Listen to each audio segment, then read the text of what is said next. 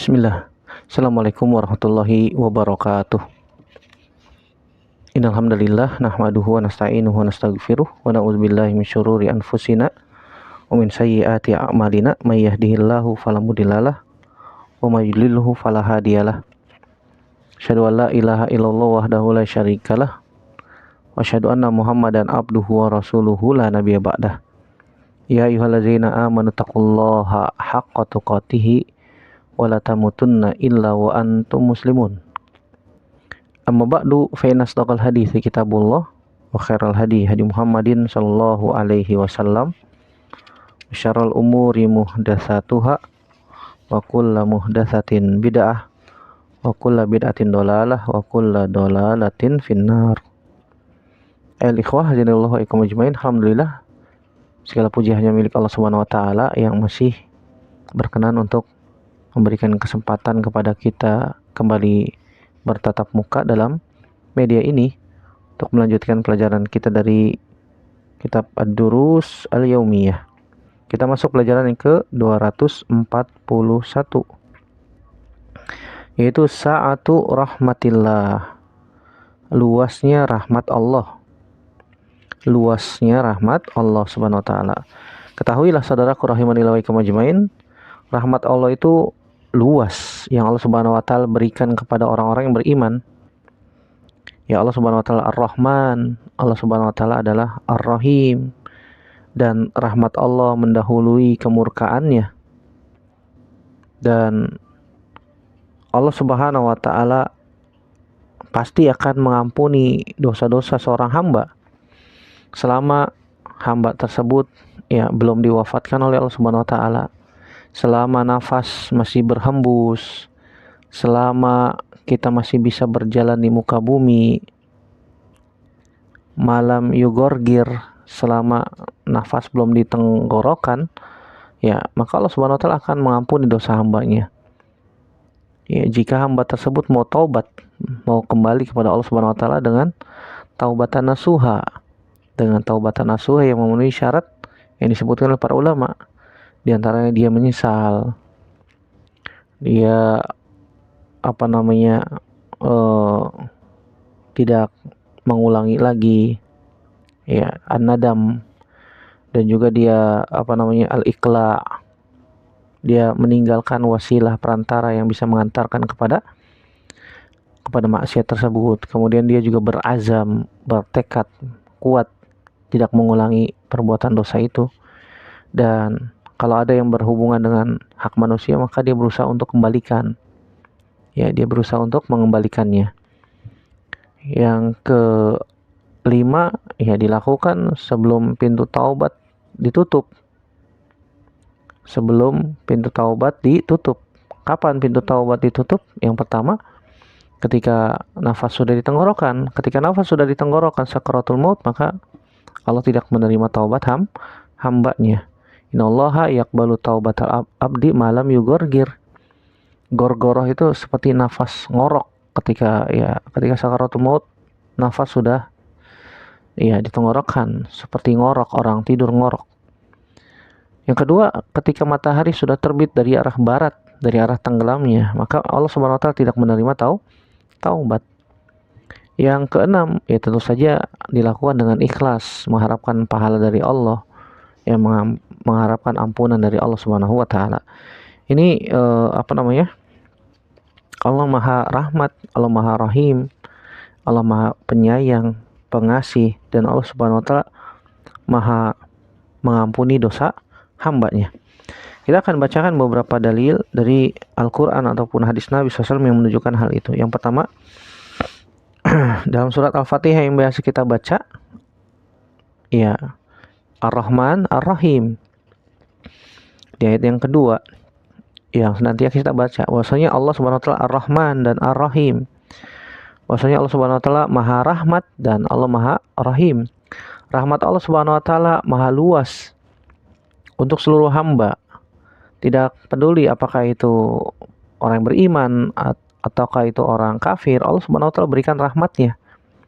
Kalau rahmat Allah hanya dikhususkan untuk orang-orang yang beriman, maka Allah tidak akan mengizinkan orang kafir itu minum walaupun hanya setetes air di muka bumi. Ya, ini menunjukkan rahmat Allah sangat luas, bukan hanya untuk orang yang beriman saja. Untuk orang kafir, untuk binatang, Allah kasih minum, Allah kasih nafas gratis. Allah kasih oksigen gratis, nggak perlu bayar. Bayangkan kalau kita harus bayar oksigen.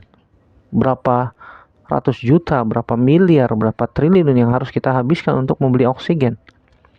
Ya, sangat luar biasa. Ya, ini rahmat Allah Subhanahu wa taala yang Allah berikan kepada makhluknya. Kemudian Ar-Rahim, Allah Subhanahu wa taala Maha Penyayang khusus untuk orang yang beriman. Nanti di surga Allah Subhanahu wa taala berikan rahmatnya khusus untuk orang yang beriman. Allah Ar-Rahim, Allah Maha Penyayang. Di dalam yang kedua, dalam surat Al-A'raf ayat 156, Allah Subhanahu wa taala berfirman, "Wa rahmati wasi'at kulla syai'in fasa'aktubuha lilladzina yattaquna wa yu'tuna zakata walladzina hum biayatina yu'minun." Dan rahmatku meliputi segala sesuatu. Yang menunjukkan rahmat Allah Subhanahu wa taala sangat luas. Allah berikan kepada siapa saja yang Allah kehendaki dari makhluknya. Fasa'aktubuha lilladzina yattaqun wa yu'tuna zakata walladzina hum biayatina yu'minun. Dan Allah Subhanahu wa taala akan tetapkan rahmat Allah Subhanahu wa taala khusus untuk orang yang beriman, orang yang bertakwa, mereka yang menunaikan zakat, dan mereka beriman dengan ayat-ayat Allah Subhanahu wa taala. Ya, tadi sudah sebutkan Ar-Rahman Ar-Rahim, Allah Maha Rahmat. Rahmat Allah Subhanahu wa taala maha luas. Ya, Allah berikan kepada siapa saja dari hambanya, baik itu orang yang beriman ataupun orang kafir. Allah berikan rahmatnya. Allah berikan rizki kepada mereka di muka bumi berupa makanan, minuman, dan seterusnya. Adapun Allah Ar-Rahim, rahmat Allah Subhanahu wa taala terkhusus untuk orang yang beriman nanti di akhirat. Orang yang beriman dan meninggal dalam keadaan beriman, Allah akan masukkan ke dalam surga. Dan orang yang mati dalam keadaan kufur, mereka tidak mau beriman, maka Allah akan lemparkan dia ke dalam neraka, waliyadzubillah. Kemudian di ayat yang ketiga dalam surat Al-Ahzab ayat 43, Allah Subhanahu wa taala berfirman, "Wa kana bil mu'minina rahima." Ini terkhusus untuk orang yang beriman. "Wa kana bil mu'minina rahima." Dan Allah Subhanahu wa taala Rahim, khusus untuk orang yang beriman. Iya. Dan rahmat Allah Subhanahu wa taala untuk orang yang beriman, sebagaimana sudah kita sebutkan, jelaskan tentang surga Allah. Kenikmatan yang mala ainun ra'at wala uzunun sami'at wala khatara ala qalbil bashar. Kenikmatan yang tidak pernah dilihat mata, tidak pernah terdengar oleh telinga, tidak pernah terbetik sedikit pun juga di hati manusia. Adapun dari hadis Nabi Shallallahu Alaihi Wasallam, yang pertama hadis Abu Hurairah radhiyallahu taala anhu yang diriwayatkan oleh Imam Muslim. Nabi Shallallahu Alaihi Wasallam bersabda, "Lamma khalaqallahu al-khalqa, kataba fi kitabihi, fahuwa indahu fawqal arsy, inna rahmati taglibu ghadabi." Kata Nabi Shallallahu Alaihi Wasallam, ketika Allah Subhanahu wa taala sudah menciptakan makhluk, dan Allah Subhanahu wa taala sudah menetapkan takdir makhluk di dalam Lauhul Mahfuz, dan Allah Subhanahu wa taala berada di atas arsy. Ini menunjukkan bahwasanya Allah Subhanahu wa taala telah menetapkan takdir seluruh makhluk. 50.000 tahun sebelum penciptaan langit dan bumi, Allah telah takdirkan, Allah telah tetapkan tentang takdir makhluk secara tafsil, secara terperinci. Tidak ada yang tahu tentang catatan ini kecuali Allah Subhanahu wa taala. Iya, catatan Lauhul Mahfuz, takdir yang sudah baku tidak bisa berubah ini ada di langit ketujuh di atas arsy, dan hanya Allah saja yang tahu. Sampai malaikat Jibril pun tidak tahu. Ya, di atas arsy. Dan Allah Subhanahu wa taala di atas arsy. Ini menunjukkan Allah Subhanahu wa taala di atas arsy. Kata Nabi, "Fahuwa indahu fawqal arsy." Dan catatan itu berada di sisi Allah di atas arsy. Di atas arsy. Kemudian Nabi mengatakan sallallahu alaihi wasallam, "Inna rahmati taglibu ghadabi." Sungguhnya rahmatku mendahului kemurkaanku. Jadi Allah Subhanahu wa taala Maha Rahmat, kita bisa masuk surga dengan rahmat Allah. Makanya para ulama mewanti-wanti, memberikan nasihat, jangan tertipu dengan banyaknya amal. Jangan tertipu dengan banyaknya amal. Dia sudah banyak beramal ini, beramal itu, sehingga dia tertipu, sehingga dia ujub. Wah, saya mah udah banyak amalnya. Oh, saya mah sudah wakaf ini, saya sudah wakaf itu, saya sudah sumbang ini, saya sudah sumbang itu, saya sudah mendirikan masjid, saya sudah membuat yayasan, saya sudah membantu orang miskin, memberikan makan orang yang kelaparan dan seterusnya. Subhanallah. Sehingga timbul di dalam hatinya ujub, bangga diri terhadap amalnya. Hati-hati, orang yang ujub, bangga diri terhadap amalnya, kemudian merendahkan orang lain, maka ini bisa mengundang murka Allah Subhanahu wa taala. Ya, Nabi SAW mengatakan, lan yadkhulal jannat ahadukum bi amalihi. Kalau Nabi SAW, kalian tidak bisa masuk surga dengan sebab amal kalian. Kata para sahabat, wala anta ya Rasulullah. Begitu juga dengan anda, wahai Rasulullah. Kata Nabi SAW, wala ana illa anta ghammadani Allahu bi rahmatihi. Ya, termasuk aku, kata Nabi SAW. Tetapi Allah Subhanahu wa taala sudah jamin aku masuk surga. Ya, adapun kita, siapa yang jamin?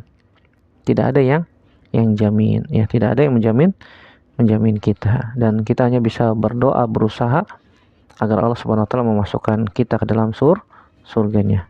Amin ya rabbal alamin. Kemudian hadis yang kedua dari Abu Hurairah juga radhiyallahu anhu. Nabi SAW bersabda, "Lau ya'lamul mu'min ma indallahi minal uqubah ma tama'a bi jannatihi ahadun. Wa la ya'lamul kafiru ma indallahi minar rahmah ma qanata min jannatihi ahadun." Akhrajahu Muslim.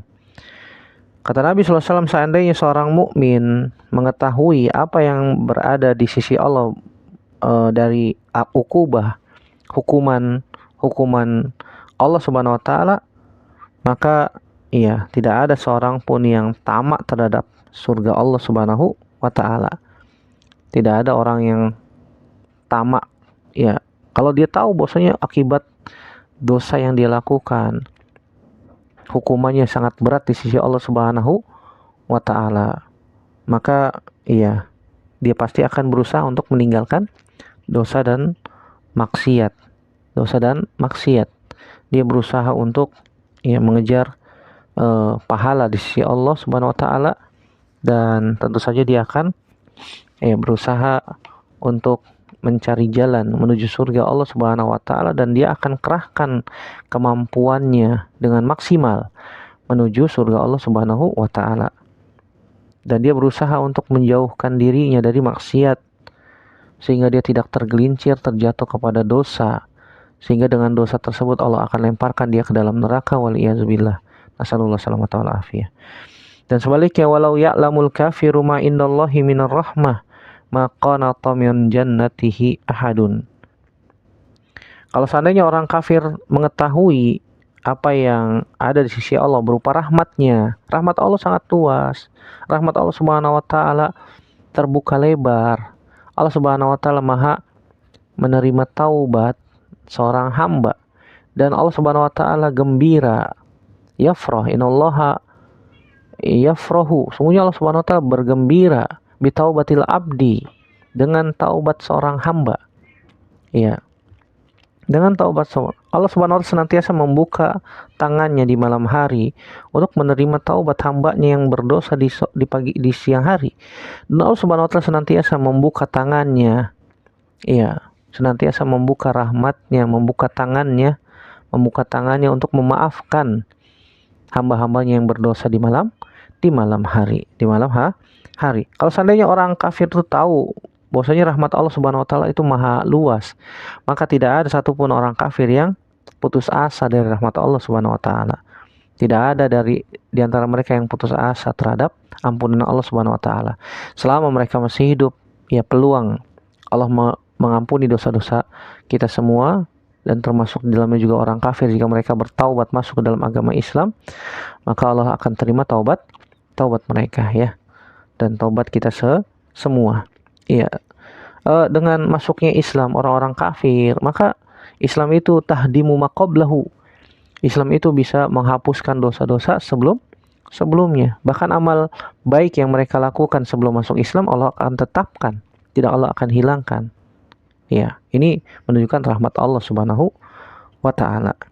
Kemudian hadis yang ketiga dari Abu Hurairah radhiyallahu ta'ala anhu juga, Nabi sallallahu alaihi wasallam bersabda, "Ja'alallahu rahmata mi'ata juz'in, famsaka indahu tis'atan wa tis'ina, wa anzala fil ardi juz'an wahidan, famin zadikal juz'i tatarahamul khalaiku hatta tarfa'ad dabatu hafiraha an waladiha an tusibahu." Akhrajahu Muslim. Kata Nabi SAW, Allah Subhanahu wa taala memiliki 100 bagian dari rahmat Allah. Allah Subhanahu wa taala menyimpan 99 rahmatnya, dan Allah turunkan ke muka bumi satu bagian dari rahmat Allah Subhanahu wa taala tersebut. Dengan satu bagian rahmat itu, ya, makhluk saling menyayangi satu dengan yang lainnya. Ya, seorang induk hewan dia akan sayang terhadap anaknya. Hewan buas sekalipun dia akan sayang kepada anaknya. Hewan buas sekalipun dia akan sayang kepada anaknya. Ini kok manusia ada yang melebihi hewan, subhanallah. Iya, dia punya anak, anaknya malah dibuang. Dia punya anak, anaknya malah dibunuh. Nas'alullah salamata wal afiyah. Ini berarti lebih buruk daripada hewan. Hewan saja punya anak, disayang anaknya. Ya, anaknya disayang. Itu rahmat Allah Subhanahu wa taala. Dengan satu rahmat Allah di muka bumi ini kita bisa nafas, kita bisa minum, kita bisa makan, kita bisa duduk, berjalan, berdiri, tidur dengan nyaman, dengan aman. Ini rahmat Allah Subhanahu wa taala yang tidak terhitung jumlahnya. Di muka bumi aja tidak bisa dihitung nikmat Allah yang Allah berikan kepada kita. Wa in ta'uddu nikmatallahi la tuhsuha innal insana lazulumun kafar. Iya. Sungguhnya kalau kita diperintahkan untuk menghitung-hitung nikmat Allah yang Allah berikan kepada kita di muka bumi ini, kita nggak bakalan mampu menghitungnya. Atau kita diperintahkan coba hitung dari semenjak lahir sampai sekarang nih kita duduk atau hidup sekarang. Ya, kalau dihitung-hitung berapa biaya ya yang sudah dikeluarkan oleh orang tua kita untuk membiayai kita dari semenjak hamil, lahir, bayi, besar sekolah dan seterusnya, berapa total biayanya. Kalau kita disuruh bayar, ya kita mungkin gak mampu, subhanallah. Ya dengan rahmat Allah, Allah Subhanahu wa taala jadikan orang tua tuh bekerja keras, ikhlas untuk membiayai anak-anaknya. Ini rahmat dari Allah Subhanahu wa taala. Ya, kalau kita disuruh menghitung-hitung nikmat yang Allah berikan kepada kita, nggak bakalan mampu. Wa in ta'uddu nikmatallahi la tuhsuha. Tidak akan ada yang mampu untuk menghitung-hitungnya. Innal insana la zolumun kafar. Tapi kebanyakan manusia itu zolim. Kebanyakan manusia itu kufur nikmat kepada Allah Subhanahu wa ta'ala. Oleh karena itu, saudaraku rahimanillah wa iyyakum ajmain, hendaknya kita senantiasa kembali kepada Allah Subhanahu wa ta'ala mumpung masih hidup ya. Mumpung masih hidup. Kalau sudah nafas di tenggorokan maka terlambat. Sebagaimana Fir'aun pun ketika nafasnya sudah gor-goroh di tenggorokan, ya Allah tidak terima taubatnya. Allah tidak terima taubatnya.